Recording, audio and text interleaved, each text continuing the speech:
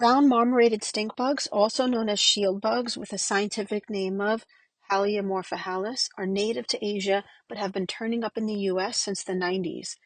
The stink bug has a piercing mouthpart, which you can see tucked away in the video.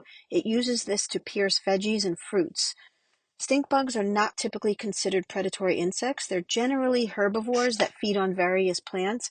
However, as with everything, there are always a few exceptions. Some species in the stink bug family do exhibit predatory behavior and feed on other insects. Here are a few examples: spined soldier bug, two-spotted stink bug, and the green stink bug. Did you know that stink bugs can go into a dormant state? This helps them survive during times when food is scarce. One of the ways stink bugs survive without food is by entering a state of dormancy called diapause during the cold winter months. Furthermore, while it's not ideal, stink bugs can rely on their fat reserves during times of food scarcity.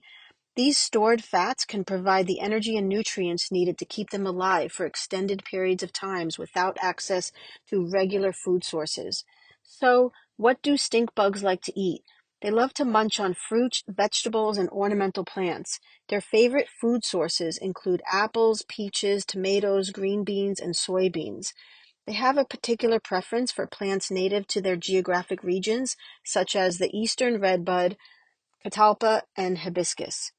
They're definitely an agricultural pest because they suck out the plant juices, leaving behind waste, puncture wounds, and damaged crops.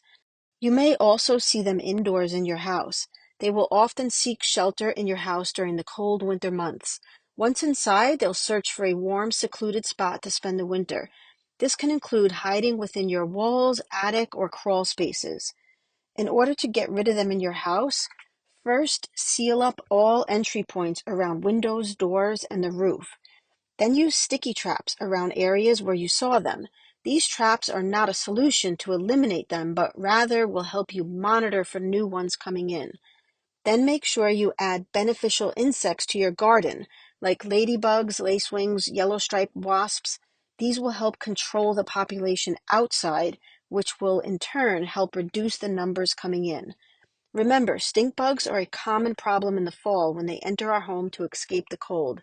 But during the summer months, you'll find them hanging outside, munching on plants. So just follow some of our steps and you should be able to reduce the number of bugs getting in.